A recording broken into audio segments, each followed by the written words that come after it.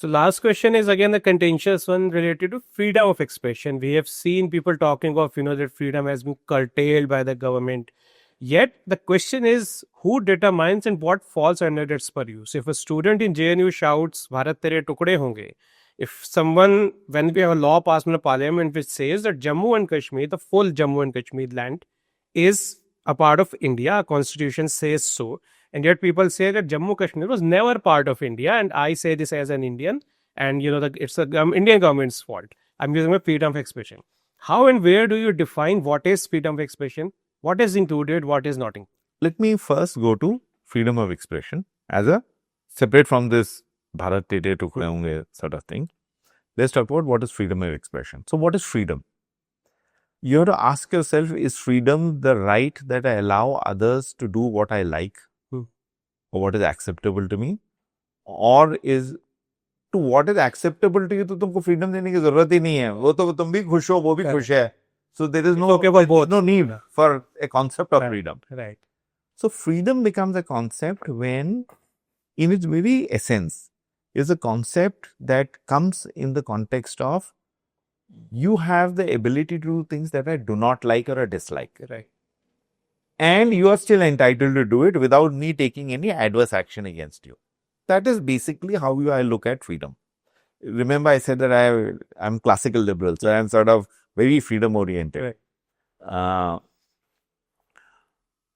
Now, the boundary of that freedom doesn't in my head and in law does not stop at where you are sensitive to मेरे को अच्छा नहीं लग रहा, it is hurting my sentiment, etc. You have to be clearly illegal. Now, some of the laws are written in a manner where you can say that this hurt my sentiment, so it is illegal. So those are things that need some fixing. Because I can also say that the fact that you're breathing is also inconvenient to me. Right.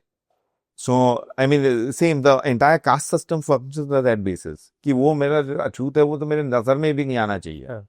So, what is offensive to you can be offensive to you. Correct. The question is, that is not the dip test for figuring out has that person's freedom stopped over there. So, the dip test is really whether something is illegal in the sense, is it bordering on criminality? And as I said, we need to fix some of those things that also the way the laws have changed and have been interpreted in terms of what is criminality or not. Now, let's take a look at Bharat Tere Tukde Honge.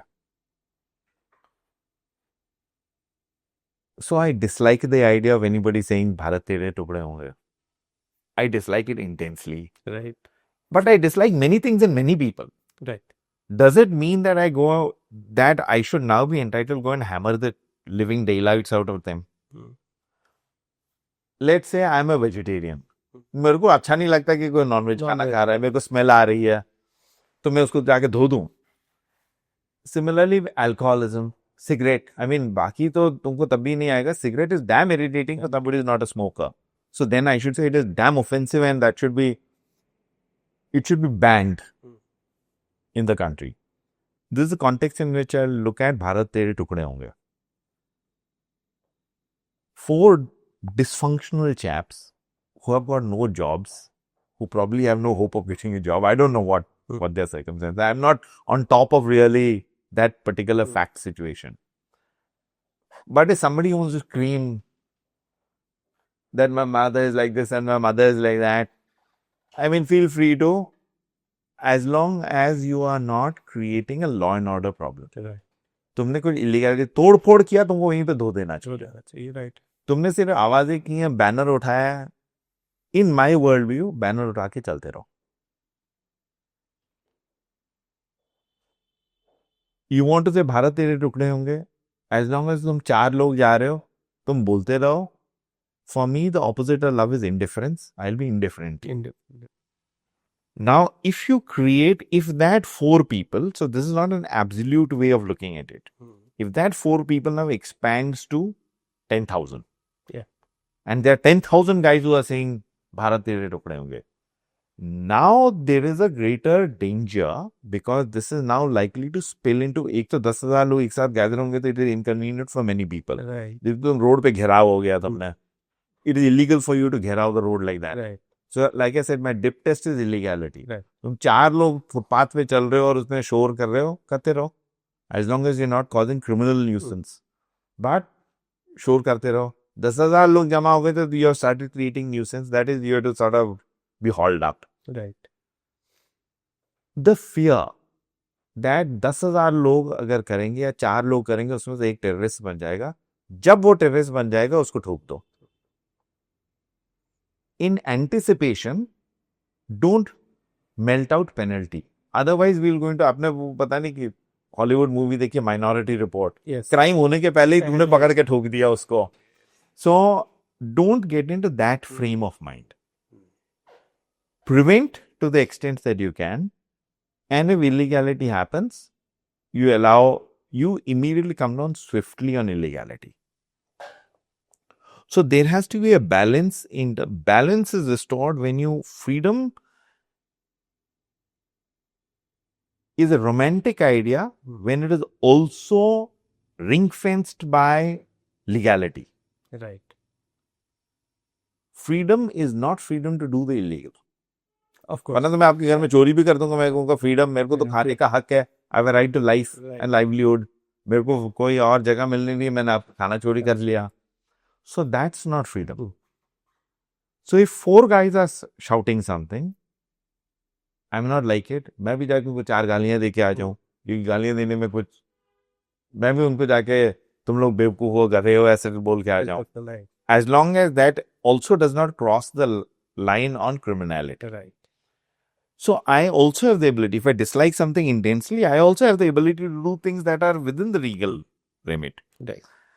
Then the question, that's as the private citizen, my reaction to it. The question is, should the state function in a manner that it comes down heavy on 4 people that you could have ignored, Right.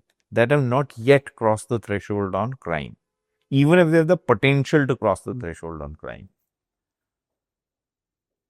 This is again views on how a state must operate. My view is that until somebody crosses, merely because they have potential to do it, you don't act. You keep a very close watch on them. If they cross the line, hammer them down. Right.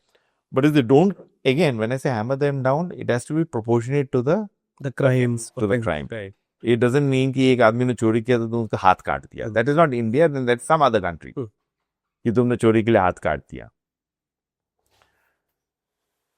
So, how do you deal with it as a state in a proportionate manner? How do you then,